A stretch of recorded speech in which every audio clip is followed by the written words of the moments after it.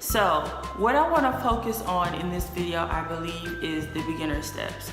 Number one, you need to know why you want to become a realtor. Again, as I said in the beginning, it can't simply be because, oh, you're gonna make a lot of money. Because you're gonna wanna quit and give up as soon as those checks dry up, okay? Hey there, it's Tedra Daigre, and I wanted to come to you all today and make a video on becoming a real estate agent. So if that is something that you're interested in, of course, keep on watching. Okay, so there are so many people that are interested in becoming a real estate agent, and I just wanted to, over the course of a few videos, give some tips and information on becoming a realtor. It's a very rewarding career. I absolutely love it.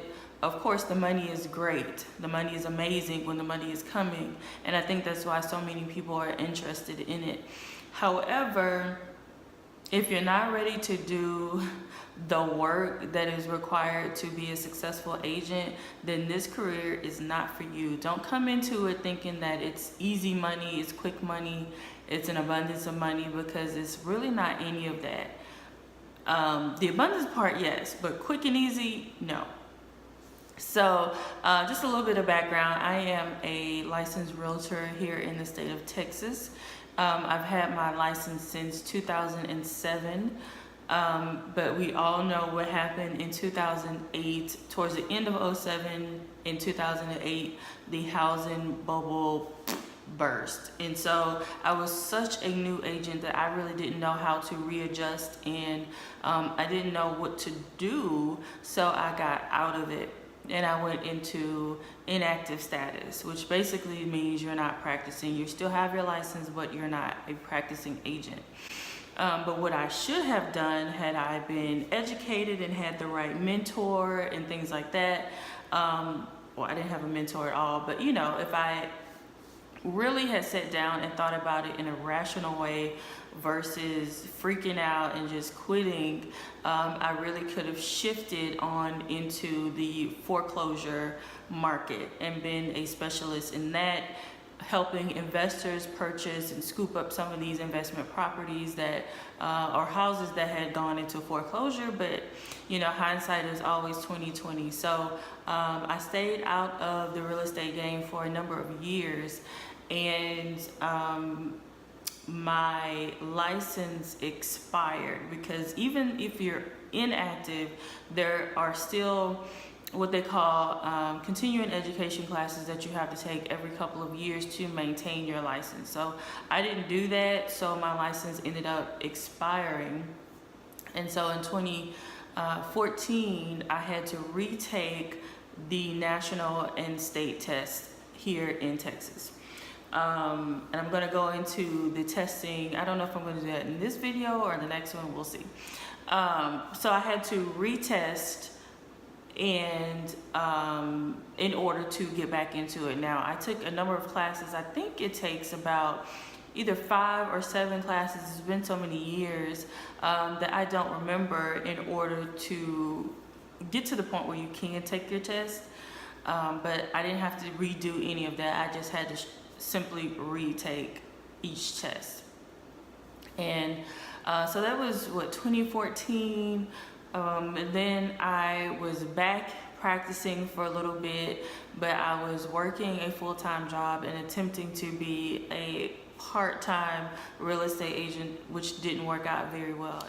So okay, so now I am officially back practicing real estate. So what I want to focus on in this video, I believe, is the beginner steps. Number one, you need to know why you want to become a realtor. Again, as I said in the beginning, it can't simply be because, oh, you're going to make a lot of money. Because you're going to want to quit and give up as soon as those checks dry up, okay? So that is not a very good reason. That's not a very good why, because it's so flimsy that as soon as a deal falls through at the closing table, you're going to want to pull your hair out and quit altogether. So let's not go there. So make sure that the reason you want to get into real estate is because you have a real love for it. Me, I absolutely love showing homes. I love selling homes. I love all things decor. I just love it. And yes, the money is really good. I think the largest check that I received as a new agent was right at $10,000, and my very first sale was a $250,000 home, which a lot of agents can't even say that, you know. A lot of first time, oh my God, hold on.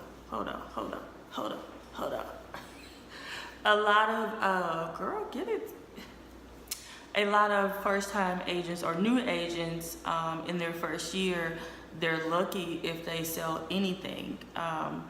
But I was fortunate enough, I did pretty well my very first year in real estate, and my very first home was, as I said, a $250,000 brand new home. So, okay, I'm jumping all over the place. Okay, so number one, you have to know what your why is and make sure that your why is not monetarily based. Number two is you're going to have to call your local real estate commission to figure out what it is going to take for you to, oh my gosh, I'm being so annoying, but this hair is like flying in my face. What it's going to take for you to become licensed. So I'm going to, I have my little phone in my hand. Let's see, what does it take to be a realtor in Texas? Because it's been so long, I don't know. Okay, so first of all, if you are in the state of Texas, the number one school that I recommend you go to, hands down, is Champions School of Real Estate. Absolutely amazing. When I went to when I was in real estate school, I actually went in and sat in a class every day, but now technology is so amazing that you can literally take all of your classes from home. All right, so what it looks like, let's see, let me read, let's see.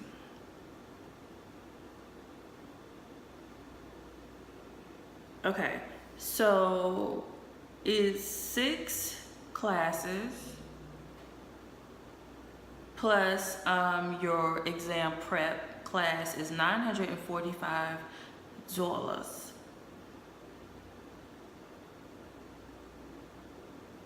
Okay, and then they have some upgraded courses that aren't necessary. So in order to get to the point where you can take your state and national test here in Texas, there are 6 core classes and that you have to take, and then of course this $945 includes the real estate prep class, what the hell, the class that you take to prep for the test. Lord have mercy, I can't even think of what that's really called right now. So okay, yeah, that's about right, because I recall paying right at $1,000. So I know in some other states it's really inexpensive, just based on some of the videos that I've watched, and they're like, oh, I just had to take this class, so it was like $200-300 and then take the test, and I'm like, girl, what? So yeah, those 6 classes, they're really not hard at all to pass. So then you go and you take your test, and I think well, when I took it, it was like $60. And a lot of people have issues passing that test. It's not because it's hard, it's I think because people think that their memories are really good and they don't take the prep class and they fail. I talked to a woman one time and she had failed it, I think 5 times.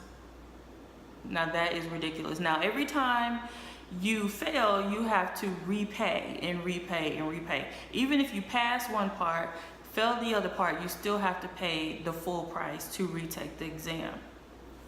And I think they changed it now to where if you fail it so many times, they require you to go back and take some more classes. I think that's how it is now. I don't know. I don't have to deal with that. Thank you, Jesus. Okay, so once you pass, first of all, Once you take all of your classes, this is how you should do it if you are in Texas. I can't speak about any other states. I'm pretty sure this advice would be, you know, applicable, but whatever. If not, okay. But I'm mainly talking about here in Texas. So say that you sign up and you have your six classes to take. Of course, you can take them from home, and you can legit, if you like a real G like I am, you could do it in the matter of a weekend, a couple of days, because it's just one homework assignment. I think it's 16 questions, and then you have the test that you have to take for each class, which is another 16 questions. I had to take two continual education, we call them CE, continual education classes. I had to take two a couple of weeks ago because my license was up for renewal. So I had to take them two classes, and I did both of them in like 45 minutes, including the homework and the test. So here's the deal with the classes. You just want to look for the answer. That's all you want to do. Don't sit up here and read this 200-page book, because you're not going to retain much of the information, and then what you do retain is likely not going to even be on the test. So just look for the answers so you can get through your homework and through each of the tests that come with or at the end of each class, okay? Then what you want to do is to go to the prep class, prep course. Prep. You want to go to the prep class. Now, with Champions, I think they have a few different options, but the prep class that I took was 2 days. I think it was a Saturday and a Sunday. It's legit all day from like 8 to 4. So just be prepared. But the classes are so amazing that they are going to tell you, the instructor is pretty much going to point out everything that is going to be on almost everything that, wait, let me rephrase that, because there are no guarantees, but they're going to give you a really good idea of what is going to be on the test. And that is just based on the fact that a lot of students will come back once they take their test and let them know that this was on the test, this really wasn't on the test. Now, the test is going to be different for everyone. It's just kind of random questions. No two tests are exactly alike, obviously, okay? So, but you want to definitely make sure that you take that prep class, and if you can take it more than once, then take it more than once. So, for example, if you take the prep class Saturday and Sunday, you want to have your, oh my God, I'm being annoying to y'all. I know, because I'm being annoying to myself, but why does hair keep messing up? So what you want to do, what was I saying? It's been a really long time since I filmed a video. So I completely forgot what I was just saying. Oh, so for example, if you take the prep class on a Saturday and Sunday, you want to schedule your test for either Monday or Tuesday. You want to be able to go straight in and get that test out of the way, because every second that goes by beyond that prep class, you're going to start to lose some of the information. So I think that's where so many people get caught up, is that they feel like, oh, I just finished my prep class, I can take the class next week or week after next. No, you can't. Like, no, you can't, because you're going to forget. And it's not that the tests are hard. I don't think they're hard at all. The national exam is longer than the state exam, but people feel like the state exam is the hardest one. I didn't get that. I don't feel that way. I did pass my test the first time, the 2 times I had to take it. I had to take it in 07 as a brand new agent, right after I took all of my classes, and then I had to take it again in 2014 because, as I said, my license expired, right? So each time I was able to pass my test the first time. Now, in addition to that prep class, taking that and the importance of that, when I got home from the prep course, once I pretty much had a really good idea of what was going to be on the test, I made flashcards. Now they sell them at Champions, and I'm sure whatever school that you all have in your state, you know, has something similar. I think Champions is just here in, obviously, right? It's just here in Texas, girl. But they do offer flashcards that you can purchase for, I think, like 25 or 30 bucks. But it's something about writing things out for me that helps me to retain the information. So all of the things that they said were on the test, vocabulary, math questions, all of that, I wrote on flashcards, and I studied those flashcards over and over and over and over again. And the last time I had to take it, my daughter actually read off questions, and I had the answers on the back side. And I was able to, you know, study that way using help. So if you have some support, someone who can help you and drill you on these questions like the night before, please do, because that is really going to help you out a lot. So that is my advice to you. It is a very rewarding career. I could not love it any more than, well, actually, real estate and mindset work. I teach mindset work. You all probably know that by now. And I love them just the same. Like, I can't. I could talk about real estate and I could talk about mindset, self-development all day long. I love them so very much. Now, what I am doing right now is I am focusing on the leasing. Did y'all see that? What I'm doing right now is focusing on the leasing side of the business.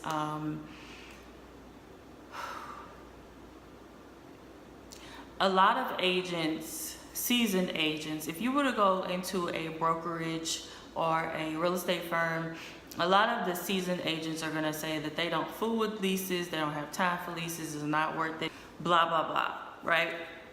But as a new agent, when you are in the process of building your business, and even though I've had my license for 10 years, I feel like I'm a brand new agent. That's what I consider. I am brand new all over again because it's been so long since I practiced. So to supplement income and to, you know, while I'm in the process of building up clientele and whatnot, I am focusing on the leasing side of the business. Okay, so what does that mean? Basically what that means is that I promote different apartment communities, condo communities in Dallas. And what happens is when you refer a client to said, you know, a property, right? And they decide to lease there, if you do everything correctly, you know, paperwork and calling ahead and letting the management at that apartment complex know that you are sending Mary Jane, you know, there, once Mary Jane signs that lease, that apartment community will pay you a commission for that referral. Now, it's going to vary from community to community how much that commission is, but on average here in Dallas, it's 100%, especially with the newer communities and the luxury condos, which is what I specialize in. They pay you 100%, which means if the rent is $1,500 a month, then that is your commission, $1,500. Now, some communities offer 150%, which of course means that your commission will be greater than 1 month, right? It's more like a month and a half, pretty much. And so if you can do 5 or 10 of those a month at that rate of 1,000 or 1,500 or whatever, then that's not really bad at all. You know, while you are building up your clientele for selling real estate or selling homes, of course, you know, this will definitely supplement your income in a beautiful way. And here where I live, oh my gosh, you know, I live in a brand new condo. There are 2 that I can look out my balcony and see 2 other communities, and the cheapest rent is for the smallest, about 550 square feet, for $1,200. And that's an efficiency sized apartment, $1,200. So if you can imagine yourself leasing, you know, 5 or 10 of those a month, then that's a beautiful income, wouldn't you think? while you're working on building up and finding buyers or working with sellers, whatever it is that you want to specialize in. Boom, right? So if you decide to become a realtor, congratulations. Make sure that you understand that this is a full-time, oh, that's what I was going to talk about, being a full-time agent versus a part-time agent. Understand that this is a business. And I'm going to talk about that in the next video. So anyway, I hope that this video was able to help you in some way. Please let me know what state you're in. And if you already have your license, or if you're just thinking about getting your license, if you have questions that I did not answer in this particular video, please put them down below. Make sure you subscribe, thumbs up this video, and I will talk to you all in the next one.